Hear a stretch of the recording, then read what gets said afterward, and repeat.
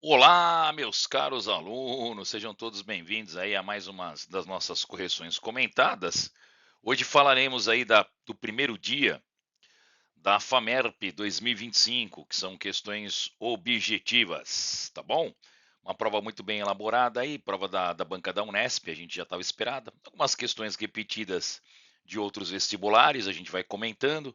Mas é isso, né, turma? Não tem muito o que inventar hoje, né? Então é o que eu sempre digo, o que o aluno que ele ganha mais chances, aquele que mais faz exercícios. Por quê? Porque os caras estão meio que sem criatividade, né, turma? Então, uma hora ou outra vai acabar repetindo. Então, se você já se deparou com aquele exercício, as tuas chances aumentam, tá bom? Sem mais delongas, Todai, bora para a correção. Vamos lá. Primeira questão, turminha. Muito bem. Primeira questão clássica de cinemática, né, turma? Uma questão clássica aí que a gente sempre espera, onde nós temos uma empresa de transporte que mantém uma linha de ônibus que partem de um terminal e percorrem 30 quilômetros, tá certo? Até retornarem ao mesmo terminal, tá? Então você tem ali o ônibusinho aqui, né, pessoal? Ele percorre ali. Opa, minha caneta aqui não tá pegando. Deixa eu ver o que está acontecendo aqui. Só fazer um teste aqui na mesa. Prontinho, acho que já voltou tudo ao normal, né? Nós temos aqui o ônibus saindo num terminal e ele dá um rolezinho, né, pessoal? Ele dá um rolezinho aqui, ó, vai saber por onde ele passa aí, né? E aí o que que acontece, Todai? Esse rolezinho aí, ele fala que ele é de 30, não é isso? 30 quilômetros, turminha, ó. 30 quilômetros de rolezinho aí, tá? E ele fala então que a velocidade média com que ele faz esse percurso, turma, é uma velocidade média de, olha aí, 20 quilômetros por hora, bem devagarinho, né? Olha aí, 20 quilômetros por hora. Muito bem. Sabendo que o intervalo de tempo entre as saídas consecutivas do ônibus dessa linha é de 20 minutos, quer dizer, de 20 em 20 minutos, né? É que você tem um intervalo aí de saída dos ônibus. O número mínimo de ônibus que a empresa precisa manter na linha para cumprir esse cronograma é de quanto, né, turma? Bom, turma, era meio intuitivo, né? Se você tem aí distância, você tem velocidade, você descobre o quê? Você descobre tempo, né, Todai? É fatal, tá? E tempo na física, o que que é, Todai? O tempo na física ele é o deslocamento, né? Delta S dividido pelo quê? Pela velocidade. Isso aí você já está cansado de saber. Então, turma, o deslocamento foi de quanto? De 30 quilômetros, né? 30 dividido por 20 quilômetros por hora. Você vai cortar, você vai ter um tempo aí de 3 meios, turminha, de horas, né? 3 meios de hora. Agora, como uma hora tem 60 minutos, né? Então a gente coloca um 60 aqui. 60 dividido por 2 dá quanto? Dá 30, né, Todai? 3 vezes 30 deu 90. Então, nós temos aí um tempo de 90 minutos, né, galera? Muito bem. Todai 90 minutos, mas ele fala, olha lá, que os intervalos consecutivos são de 20 minutos. Então, eu vou pegar um 90 e eu vou dividir por 20. Quanto é que vai dar isso aqui? Vai dar 4,5. 4,5. Como não dá para dividir um ônibus na metade, né, pessoal? Então eu, no mínimo, vou precisar para cumprir isso daí 5 ônibus, tá certo, turma? Tá legal? Então, alternativa certa, alternativa A. Uma questão aí, eu acho que tranquila, ninguém deve ter tido grandes problemas nela, tá bom? Porque 4,5 não dá, né? Então tem que ser 5 ônibus. Eu acredito que você tenha levado essa questão numa boa. Muito bem. A próxima questão aqui, bem tranquila também, né? Olha lá. Analise o gráfico que representa qualitativamente a variação da velocidade vertical de um paraquedista a partir do instante em que ele salta de um avião. Muito bem. Então, o que está acontecendo aqui, turma? Obviamente que a velocidade dele vai aumentando, né? Só que você sabe que por causa da resistência do ar, turma, o que, que acontece na queda livre? Tem uma hora que o corpo entra em velocidade constante, tá? Ele não aumenta mais. Eu até brinco com os alunos, né? Se fosse assim, uma gota de chuva, pessoal, que vem lá das nuvens, né? Ela furaria o crânio de uma pessoa, né? Por que, Todai? Porque cada vez mais vai aumentando a velocidade, mas não. A gotinha, o que, que acontece com ela, turma? Tem uma hora que ela adquire uma velocidade constante e ela não aumenta mais por causa da resistência do ar, tá bom? Então, olha lá, a componente vertical da resultante de forças que atuam sobre esse paraquedista, ela tem sentido para cima entre T0 e T1, né, gente? Não, ela tem sentido para baixo, né, Todai? Ela tem sentido para baixo entre os instantes T1 e T2, né? Não, ela está em equilíbrio, né? Tá certo? Ela é nula. Ela tem sentido para cima entre T1 e T2? Também não, né? Está em equilíbrio, a gente já falou. É nula entre o T1 e o T2? É isso mesmo, pessoal, tá? Ela é nula, ela tem um equilíbrio, tá bom? Então, é isso aí. É nula entre T0 e T1? Não, entre T0 e T1 ela está acelerando ainda, né? Tá bom? Ela está no processo de aumento de velocidade. Então, o que o aluno tinha que saber, turma? Ler um gráfico de velocidade, ele vai ver que entre T1 e T2, o que acontece aqui, Todai? Isso aqui é constante, né? Exatamente. A velocidade não mudou. Se a velocidade é constante, o que acontece na física, Todai? A força resultante ela é nula, tá bom, turminha? É isso aí. Com certeza você levou essa questão, uma questão teórica, mas uma questão bem tranquila, né? Vamos para a próxima aí. Aqui uma questão, turminha, que o aluno, que ele já é um pouco mais aplicado, né? Ele não fez conta nenhuma, porque ele já conhece a fórmula, né? A velocidade orbital é raiz quadrada de gm sobre r. Mas vamos supor que deu aquele branco, né? Ixi, Todai, eu não lembro, eu preciso deduzir. Dá para deduzir? Dá para deduzir numa boa, né, pessoal? Então, ó, estamos considerando a Terra aí como uma esfera perfeita homogênea, é, e para que um satélite artificial descreva uma órbita circular sobre ela, né, mantendo sempre a velocidade constante, tá? A força gravitacional entre a Terra e o satélite com a resultante centrípeta sobre ele, aí ele te deu a dica, né? Que dica, Todai? A dica era para você igualar a força centrípeta à força gravitacional do senhor Newton, né? Tá bom? É isso que você tinha que fazer aí, pessoal.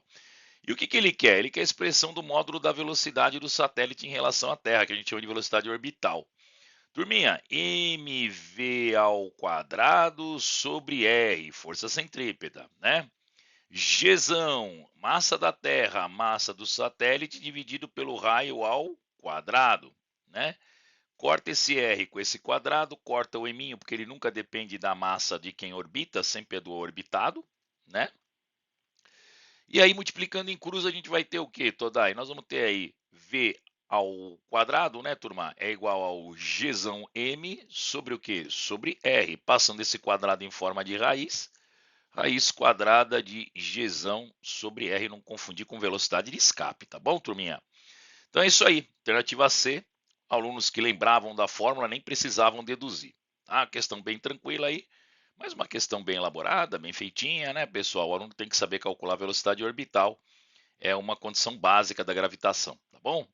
Vamos aí à próxima questão. Ah, o peixe, né? Quem me dera ser um peixe, né, Todai?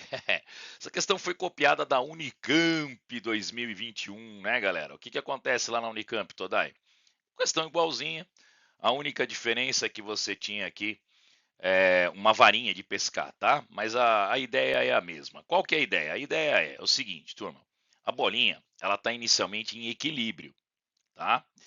E o que acontece quando ela está em equilíbrio, Todai? Bom, se ela está em equilíbrio aqui, pessoal, significa que o empuxo tem que ser igual ao que mesmo, Todai? Ao peso, né? Aí vem o peixe, galera. O que o peixe faz, Todai? O peixe morde a bolinha e afunda com ela, né? Então, qual que é a primeira coisa que nós vamos fazer, Todai? Não, a primeira coisa que nós vamos fazer é ler o exercício, né, Todai? É, ler o exercício. Vamos lá. Uma fruta, né, que a bolinha, na verdade, é uma fruta aqui, ó. Ela tem um peso de 0,34 newtons. Muito bem, então nós já temos o peso dela aqui, ó. 0,34 newtons. Muito bem. E ela flutua em equilíbrio em águas calmas de um lago com 85% do seu volume submerso embaixo d'água. Muito bem. Em um dado instante, vem o peixinho e morde a fruta e leva ela lá para baixo d'água, tá? O que ele quer? Ele quer saber qual é a mínima intensidade mínima da componente vertical da força que o peixe tem que fazer, né, pessoal? Sobre a fruta para afundá-la totalmente. Quer dizer, qual que é a força que o peixe tem que fazer para vencer o empuxo, tá? Muito bem, então a primeira coisa que nós vamos pensar é o seguinte: quando ela está em equilíbrio, o empuxo, pessoal, ele é igual ao peso, que ele é igual ao quê? Ele é igual à densidade, gravidade e o quê? E o volume de líquido deslocado. No nosso caso, o volume do líquido deslocado é 85, né? 0,85 do volume total da fruta, porque ele não está com ela totalmente dentro, né? Senão a gente colocaria o V, tá? Então, na primeira situação, eu vou fazer duas situações aqui, pessoal. Ó, na primeira situação, eu tenho aqui o empuxo, tá bom? E eu tenho aqui o peso, que é essa situação que eu acabei de colocar para vocês aqui, tá? Então, isso daqui você já pode, inclusive, igualar a 0, o quê? A 0,34, tá? Por quê? Que é o valor do peso, né? Muito bem. Agora, na segunda situação, turma, nós vamos ter um outro empuxo, um empuxo que a gente vai chamar aqui de elinha, né?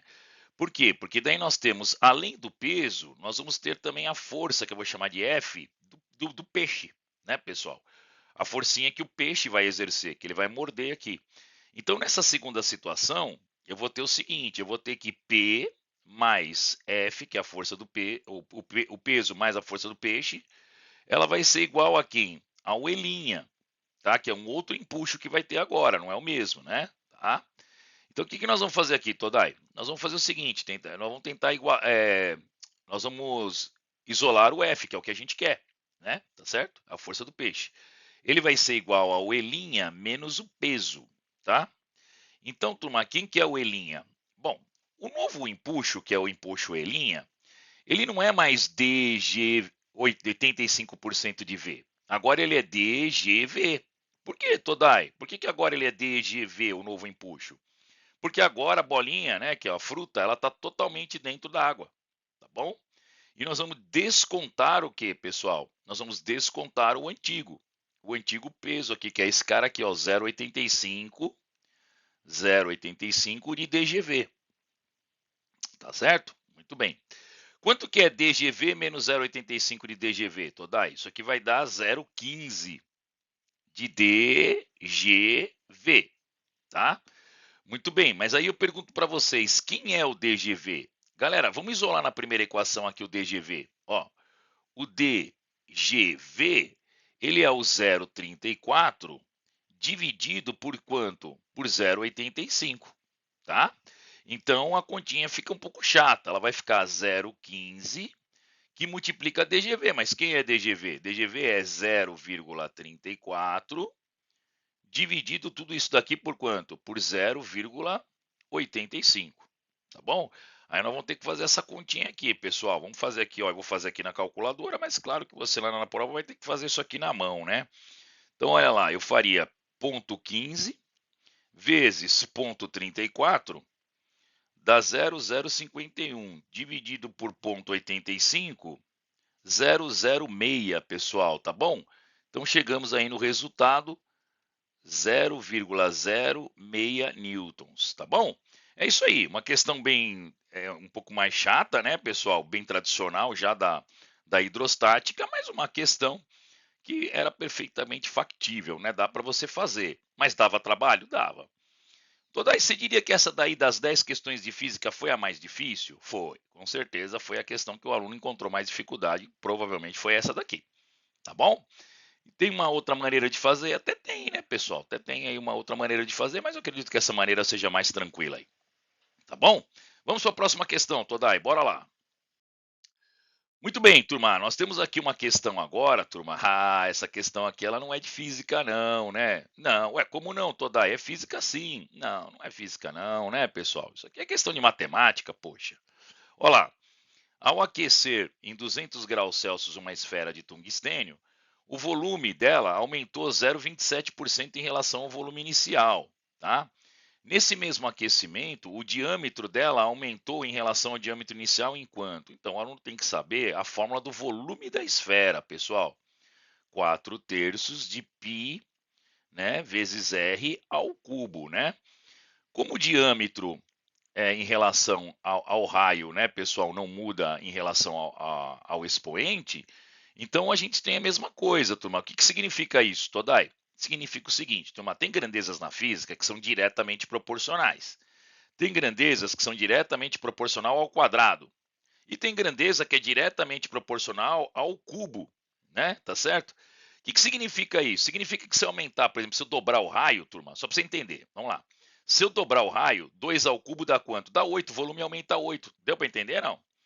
Ah, Todai, então significa que o raio ele vai aumentar com a raiz cúbica do volume, do que acontecer com o volume? Isso, galera, tá bom? Basicamente é isso. E quanto que dá essa raiz cúbica aqui de 0,27, turminha? Dá um 0,09, né? Tá certo? 9,18 aí 27, né, pessoal? Acho que dá para você sacar. Tá? Ah, não acredito que era só isso toda. Aí eu fiquei fazendo lá a fórmula da dilatação. Não, galera, não precisava nada disso não. Tá bom? Era só você lembrar aí, ó. Se você não quiser trabalhar com zero, pode trabalhar com 27, não tem problema. Pensa no 27. 3 vezes 3, 9. 3 vezes 9, 27, tá? Então raiz cúbica de 0,27 é 0,09. Poxa, toda, era só isso? Era, turminha. Era uma questão de matemática. Ela não envolvia física, não, tá bom? Não precisava ficar jogando número. Teve aluno coitado que ficou jogando número aqui, né? Para ver o que acontecia com o cubo. Não, pessoal, não, não.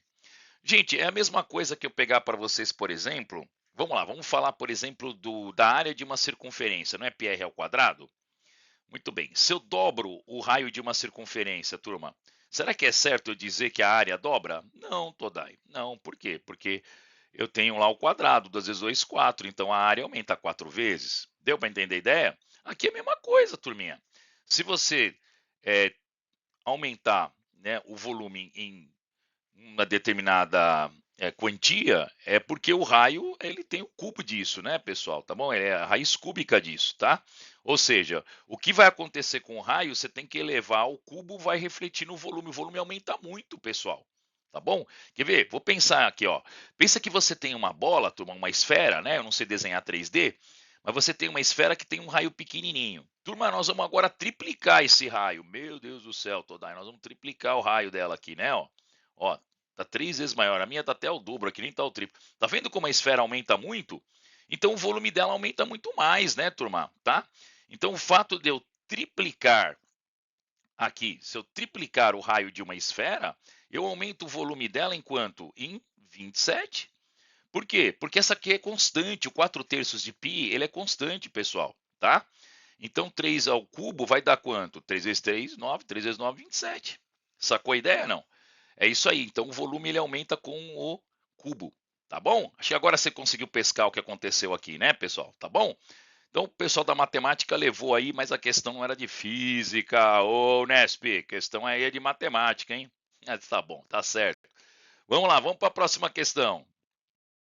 Ah, uma questão tradicional, antiga aí, né, do PV igual a NRT.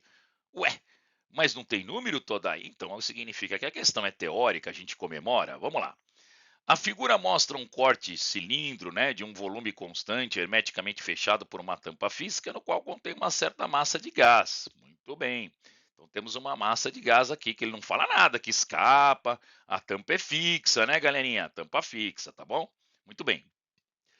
O que mais, Todai, que ele dá de informação aí? Ele fala que o volume, turminha, é constante, né? Se o volume é constante, não muda.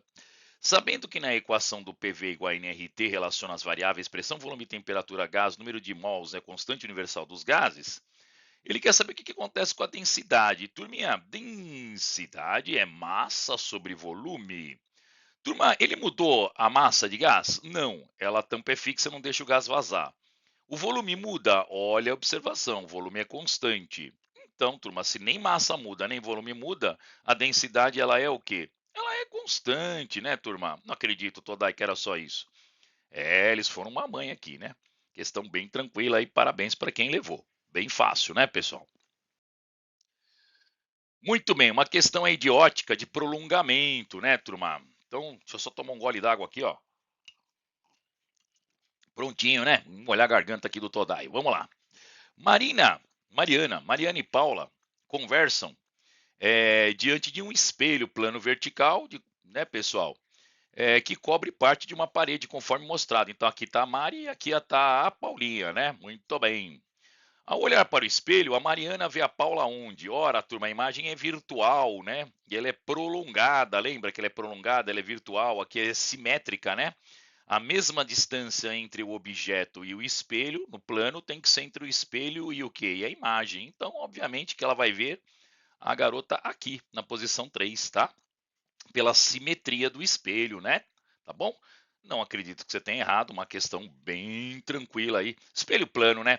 Eu sempre brinco, pessoal, nada pode ser melhor do que espelho plano na vida do aluno, né? Espelho esférico, lentes é muito mais chata, tá bom? Então isso aí você levou pela simetria, né? Pela propriedade da simetria do espelho. A distância do objeto até o espelho e do espelho até a imagem é a mesma aí, né, pessoal? Tá bom? Tranquilo aí. Acho que você levou de boa. Muito bem, vamos lá, vamos fazer um pouquinho de conta aí, Todai. Ah, continha simples, né? Tem que cair a PET, não tem? Tem. Se não tem eletricidade, não é prova de física, né, Todai? É, tem que ter. Então, aí, nós temos um compressor que determina a geladeira que ela tem aí uma potência de quanto, Todai? Ela tem uma potência de 110 watts. Sabendo que o compressor ele consome 36,6 kWh de energia por mês, de 30 dias, qual o tempo médio que ele funciona, né, pessoal? Então é isso aí, turminha. Nós vamos fazer aí a substituição das variáveis, né? Deixa eu só verificar aqui o que está acontecendo mais uma vez com a minha caneta. Ela está dando uma falhada aqui, mas a gente já dá uma melhorada nela já aqui. Opa, pronto. De vez em quando ela dá uns bugzinhos, mas a gente resolve aqui, né? Vamos lá. Então, Todai, qual é a forma da energia? Gente, variação de energia ou simplesmente energia, ela é o produto da potência pelo tempo. O que significa isso, Todai? Significa que tão importante quanto a potência é o tempo de uso do eletrodoméstico, né? Muito bem. Então, vamos lá, turminha. O que ele está querendo? Ele está querendo tempo, tá? Se ele está querendo tempo, nós vamos fazer a energia, que é de 36,6 quilowatts hora, dividido pelo quê, Todai? Pela potência, que é de 0,11 quilowatts, né? Ué, não é 110, Todai? É, você tem que passar para quilowatts, né, pessoal? Por quê? Porque daí você vai cortar o quilowatts e vai cortar o quilowatts, tá bom? E aí, o que você vai fazer, turminha? Mais uma vez, uma continha de matemática. Você vai dividir 36,3 por 0,11. Quanto que você vai encontrar nisso aqui? 330. 330 o quê? Horas. Gente, 330 horas é no mês, não é, galera? É, ele fala que o mês tem quanto? Tem 30 dias, né? Tá certo? Então, nós vamos pegar esse 330 e nós vamos dividir por 30, né, pessoal? Então, nós vamos dividir ele por um mês de 30 dias aqui, né? E nós vamos encontrar o quê? 11 horas de consumo diário, alternativa D. Acho que foi bem tranquila também, né, pessoal? Não machucou não, né? Não, Todai, imagina, foi bem sossegada aí, questão aí bem tranquila. Parabéns aí para quem levou, era a equação da PET, né? Tá bom? Não tinha muito erro não. Muito bem, turminha, vamos lá. Questão teórica de eletromagnetismo, né, turminha? Vamos lá? Ao penetrar com uma velocidade v numa região onde existe um campo magnético uniforme, um próton, né, uma partícula, um próton, né, ele fica sujeito à ação de uma força magnética devido a esse campo. É verdade, fica mesmo. Considere que apenas a força esteja atingindo esse próton e que as direções de velocidade do próton no campo magnético sejam perpendiculares. Todo aí aquele caso que ele entra e ele dá um rolezinho. Isso, né, pessoal? Vamos supor aqui que eu tenha um campo, para vocês terem uma ideia. Eu tenho um campo aqui, ó. Vou fazer aqui um campo para vocês aqui de entrada, né? Lembra que isso aqui é um campo de entrada? Ele não fala, estou só supondo aqui para você ter uma ideia do que está acontecendo, tá? E eu tenho aqui, pessoal, a partículazinha, ó. Ela vai entrar perpendicular. O que vai acontecer aqui pela regra da mão esquerda, né, pessoal? Então, nós temos aí FBV, né? Então, o B está entrando aí, ó. O V está entrando, ele vai sofrer uma força e ele vai tender a fazer o quê? Uma trajetória circular. Olha aqui, pessoal, tá bom? É isso que ele vai tender a fazer aqui, uma trajetória circular, né? Tá? Daí o que acontece com a direção? É desviada? Claro, foi desviada, ele tem um desvio. Quando que ele não desvia, Todai? Ele não desvia, turminha, quando ele entra paralelo ao campo, tá? Se ele entrar paralelo ao campo, não tem desvio. Se ele entrar perpendicular, ele faz uma circunferência, né? Tá? Então ele desvia sim. E a velocidade, o módulo dela muda, Todai? O módulo da velocidade, ele muda, sim ou não? Não, turma, não muda não, tá? Ele só vai sofrer o desvio, mas a velocidade continua sendo a mesma, tá bom? Você vai encontrar isso na alternativa C, tá bom? Então, a ação dessa força aí, pessoal, não altera o módulo da velocidade do próton, mas altera a direção da velocidade. Sim, ela vai entrar num regime circular, tá bom? Tranquilo, né, pessoal? Uma carga lançada no meio de um campo magnético é questão básica quando a gente começa a força magnética de Lorentz, né? Tá bom? Não acredito que você também tenha tido algum problema nessa questão aí. E para fechar com chave de ouro, né, Todai, nós temos aí uma questãozinha que já é padrão, né, turminha? Uma questão aí que foi copiada da Unesp também, né? O 2021. A Unesp, ela trouxe essa questão já, né? Bem parecida. Que é a questão do efeito fotoelétrico, né, pessoal? Da função trabalho do Einstein, que deu o prêmio Nobel ao Einstein, né? Tá bom? Como é que é a função trabalho, Todai? O Einstein diz o seguinte, que a energia cinética liberada na placa, ela é igual ao produto, né, pessoal? Constante de Planck vezes frequência, que é o HF, descontado o quê? Descontado a função trabalho, tá bom? A função trabalho é uma espécie de pedágiozinho, né? Que o material, ele vai, vamos dizer assim, ele vai exigir para poder haver a condução, tá bom, pessoal? Tá? Então, o aluno tinha que saber a equação da função trabalho, aqui a equaçãozinha do efeito fotoelétrico, que deu o Nobel ao nosso querido Einstein, tá bom? O transporte de energia por meio de radiação eletromagnética ocorre pela fórmula das partículas denominada fótons, né? A quantidade de cada fóton, aí foi o Planck que descobriu essa fórmula, né? É o produto HF, sendo F o quê? A radiação e H é a constante de Planck. Ao incidir na superfície certos materiais, esses fótons podem produzir emissão de elétrons, que é energia cinética, né, pessoal? Na superfície. Mas, para que essa emissão ocorra, é necessário que o fóton transporte uma quantidade mínima de energia, né, turminha? Que depende do material. Para o potássio, tá? A quantidade mínima de energia necessária para a emissão é essa daqui. Então, ele já deu o E. Olha que bacana, turma. Ele fala que o E é 3,5, 10 elevado a menos o quê? 19, tá bom? Ele já deu. E aí ele pergunta aí, pessoal, na tabela da frequência, né? Dessas cores, vermelha, laranja, verde, azul, violeta, as cores da luz cujos fótons transportam energia suficiente para produzir emissão de elétrons, ao incidirem na superfície de potássio, são apenas quais, né? Então ele quer somente quais são as cores que transportam a energia. São aquelas que vão vencer esta energia aqui que ele deu, tá bom? Então você vai pegar essa energia cinética que ele deu, vai colocar o H que ele deu, que é a constante de Planck, 6,6, 10 elevado a menos 34, vezes o F, né, pessoal, tá? Que é? O F vai ser a frequência de corte. O que é a frequência de corte? É a frequência mínima pelo qual ele vai começar a conduzir, tá bom? Então, a continha que você tinha que fazer era essa daqui, ó. É 3,5, 10 elevado a menos 19, dividido por 6,6, 10 elevado a menos o quê? 34.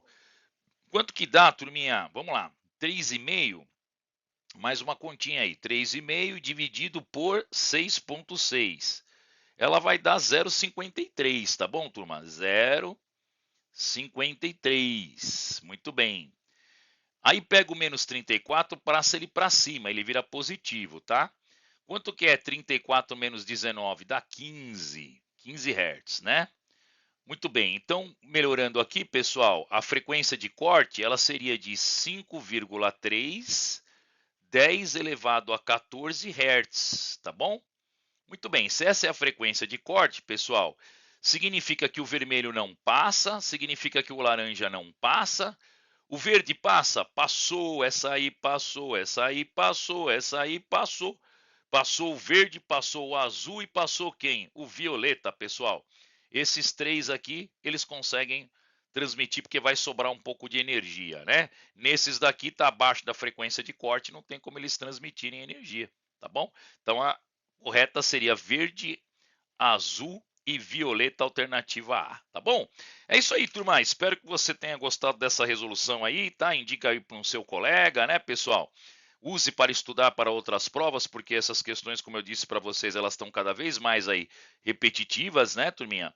Então acho que você tem uma oportunidade aí para estudar, tá legal?